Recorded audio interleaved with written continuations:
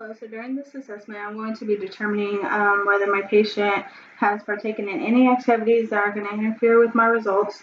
And I'm going to also determine the site and method that I'm going to be using while assessing my patient. My name is ZRodriguez, and I'm a student nurse at Mountain View College. I'm going to be taking your vital signs, and I'm also going to do your physical assessment. I am going to be touching you, so please, if you feel uncomfortable at any time, just let me know. So I'm going to adjust the bed to the appropriate working height for me, and I'm going to lower the bed rails. Next, I'm going to make sure that the patient has privacy, so I'm going to close the curtain or door, and I'm going to perform hand hygiene.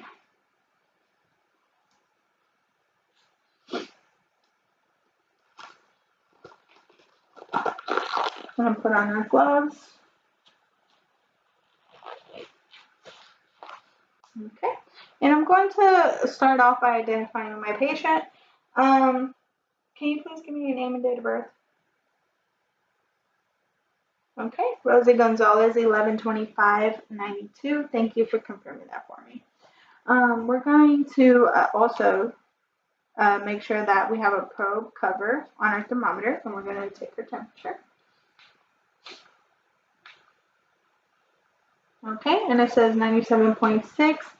After we take the temperature, we're going to dispose of the probe cover, and since it is 97.6, she is within normal limits.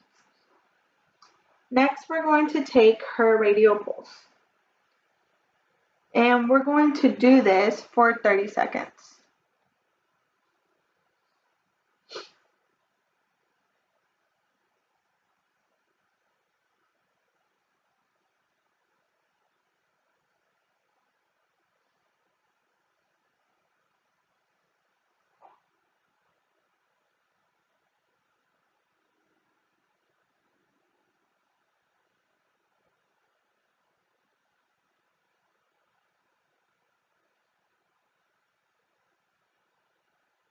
Okay, and her radial pulse was 36, so we're going to go ahead and multiply that by 2.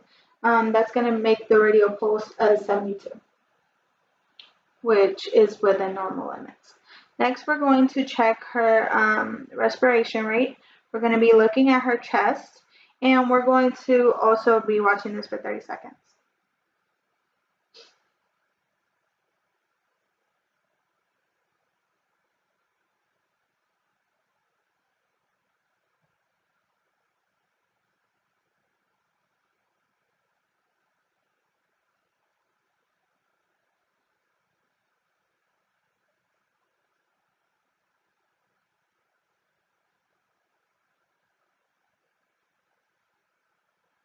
Okay, and that is 7, so we're going to multiply that by 2 as well, and that's going to be 14 for her respiration rate, which is within normal limits.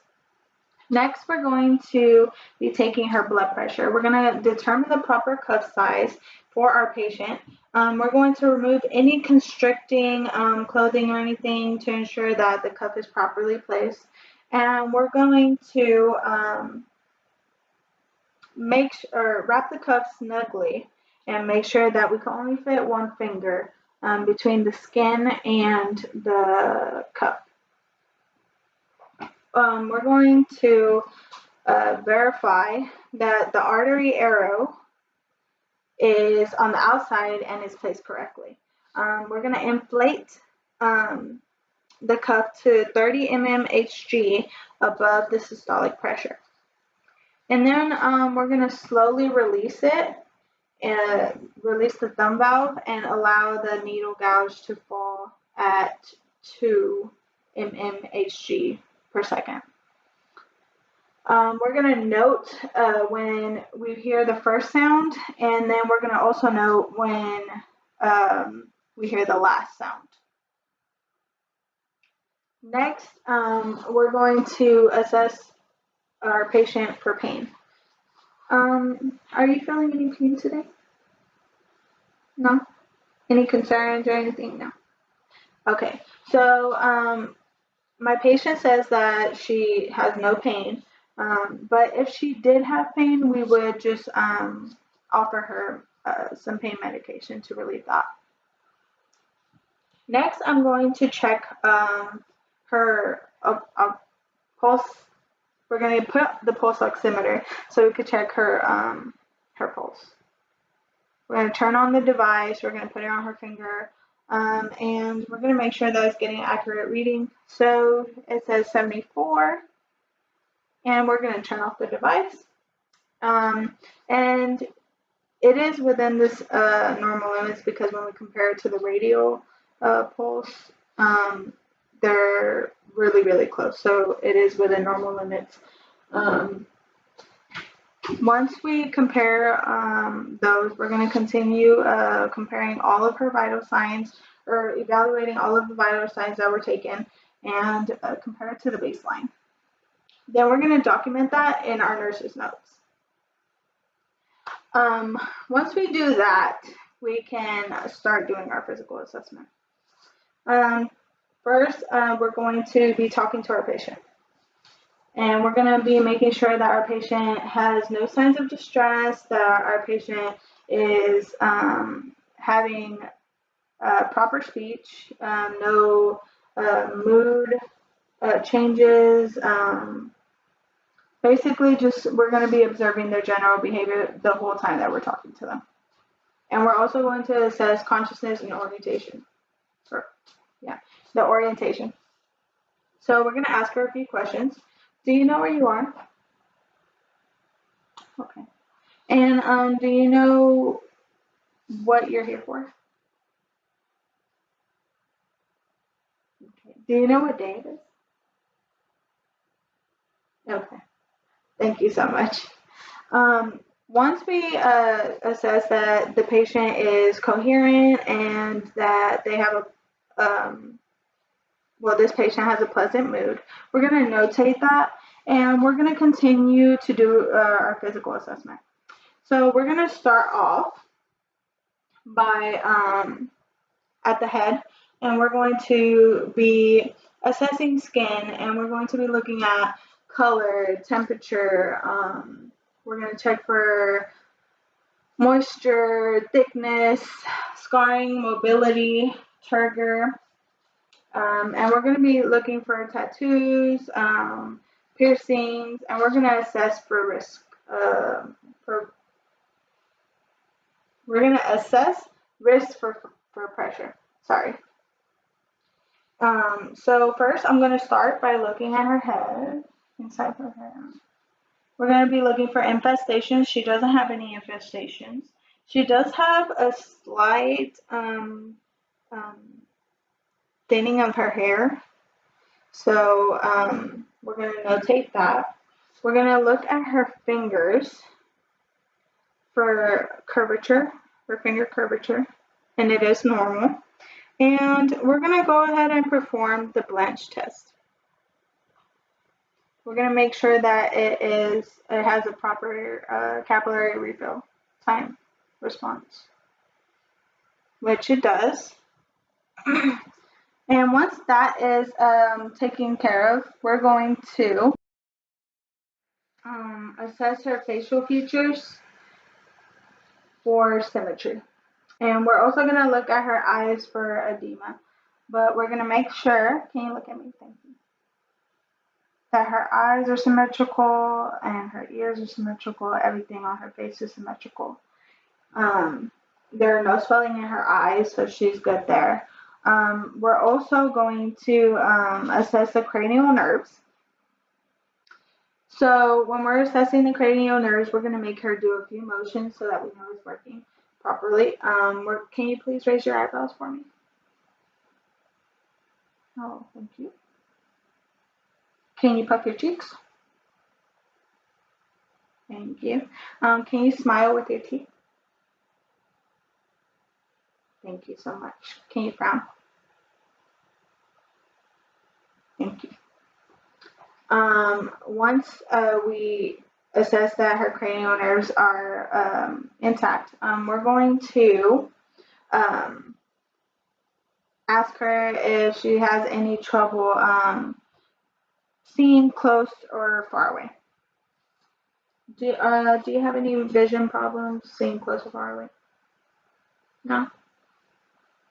Okay, that's good.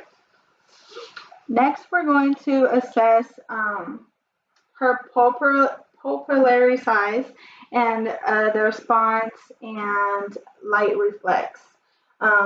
We just want to make sure that it accommodates and all that. So we're going to start by the outside, coming in, and then go out.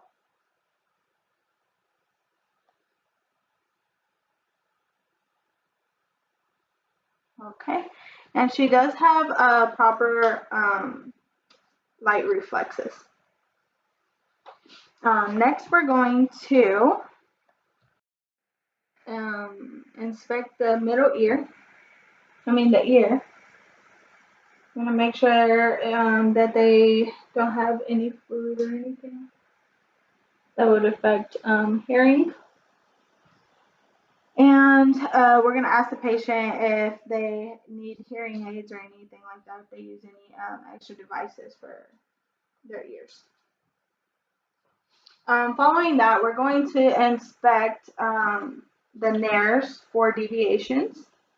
We're going to look at the size, the shape, what else was it? And discharge. So we're going to determine patency as well after we look at it. Okay, everything looks normal. We're going to push on this side. Can you breathe? One more. Are you having any trouble breathing in that area? Okay. So once we do that, we're going to percuss, her facial sinuses so that we know if she is sensitive to it, then we know that she has some type of sinus issue because they are tender to touch. So we're gonna.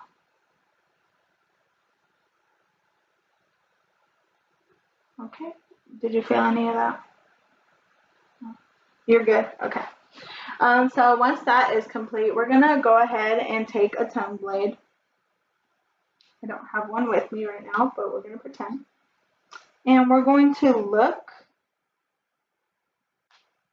inside with the pen light, and we're going to inspect the mouth and the teeth, the back of the throat, all of that. We're going to make sure, we're going to observe for the sores or anything to see if she has any problems.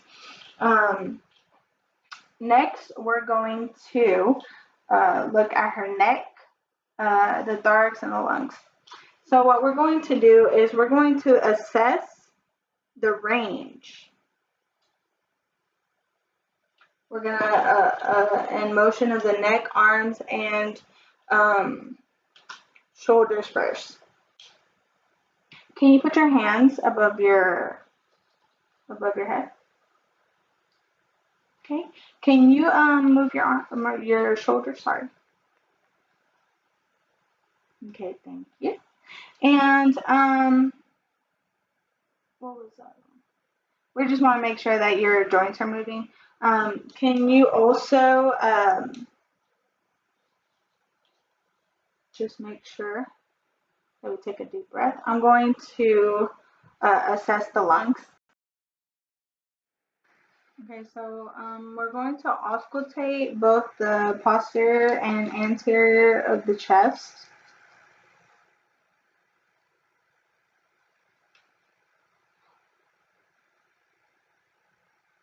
We're going to start off. Just breathe normally. Okay. Then we're going to check the other side.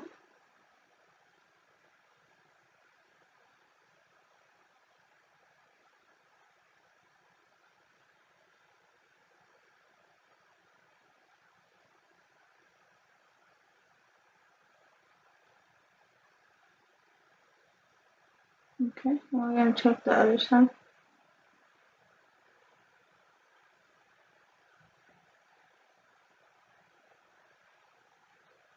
Okay. And then the lower. Okay. And then we're gonna, can you please sit up for me? Thank you. I'm gonna try to sit you up. Yes.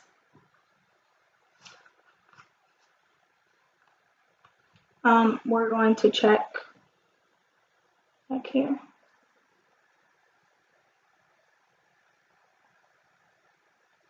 Okay.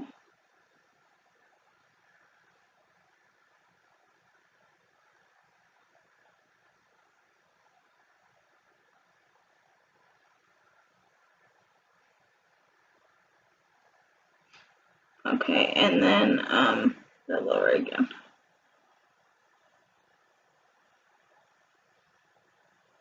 Okay, do you have any trouble coughing or anything? Okay. Everything sounded normal, so it's all good. Next, we're going to assess the heart and the vessels. You could go ahead and lay back a little bit. Normally, we would lift up the shirt so that we could be able to hear better and all that, but I'm just going to do it with it closed. I'm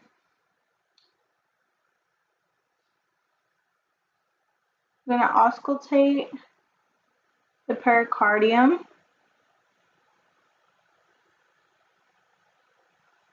And we're going to locate the apical pulse, which is the clavicular line in the middle of the clavicular line and in the fifth costal space. So one. We're going to go ahead and listen to that.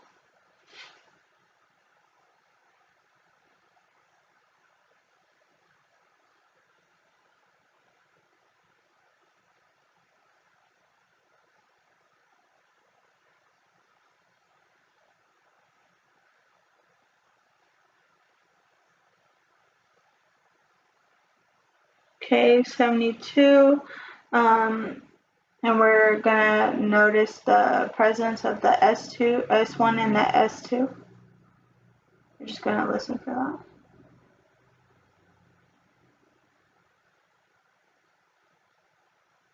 And then we're gonna check the carotid artery, sorry. We're only gonna do one side at a time.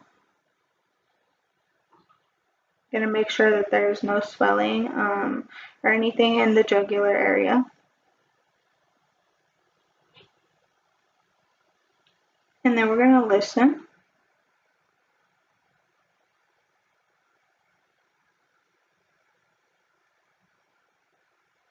Okay. And then we're gonna go ahead and do the other side.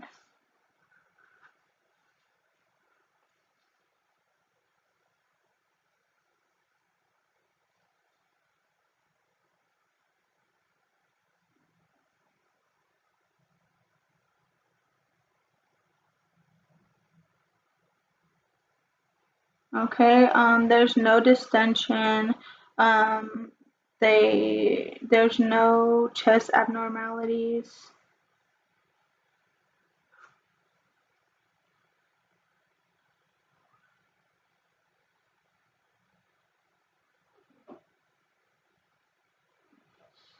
We're gonna go ahead and check the bilateral pulses.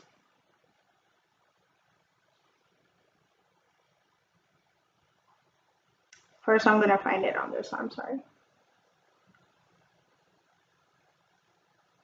And I'm gonna find it on this. And we're just gonna compare.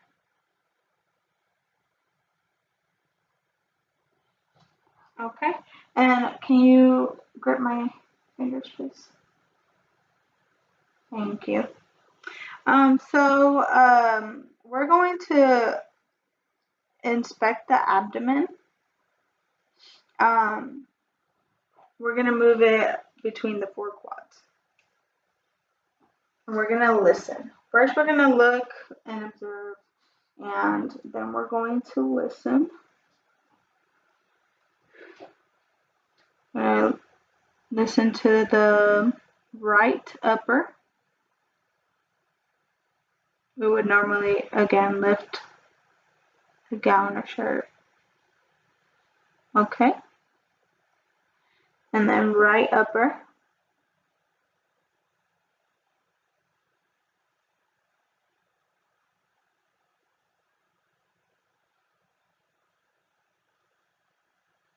Okay, and then left lower.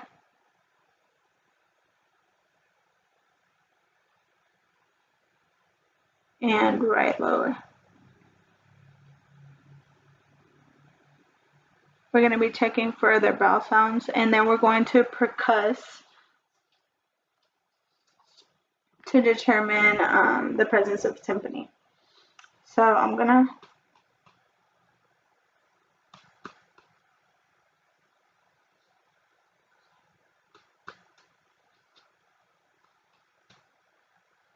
okay, and we did hear that sound, so we're good. We're going to lightly palpate the abdomen in all four quadrants and make sure that there are no abnormal sounds or anything. We're going to ask them if they have any abdominal pain, nausea, vomiting, cramping, or constipation, or even diarrhea. Next, we're going to see, or we're going to ask our patient if they have any abnormal, if they have noticed any abnormal urine changes, like color, smell. What else? They're going to ask about the bowel movements as well, if the color is okay, and how often they're doing it. So, is your urine normal? Okay, so what color is your urine? Okay, so there haven't been any changes. That's normal. Okay. So next we're going to be assessing the musculoskeletal system, and we're going to ask the patient. We're going to ask the patient about leg pain, cramps, if they're just experiencing anything in their skeletal muscles. So we're going to inspect the joints for redness and swelling. So we're going to just lift. Can you lift your knee up? Does that hurt? No? Okay, good. We're also going to assess muscle strength. So we're going to be, can you push on this? Okay, can you push? Thank you, thank you. We're going to be looking for edema in the legs. Make sure that we don't have any swelling. The back of the feet, back of the legs, everything looks normal. We're also going to be, what is it called? Once we check everything on that area to make sure that it's not swelling or anything, we're going to just take off our gloves because we're dirty already, and we're going to do the psychosocial examination. We're going to ask if they feel safe in their environment. Do you feel safe at home? Who do you live with? Okay. And we're also going to lower the bed and document per protocol. per faculty protocol. Sorry.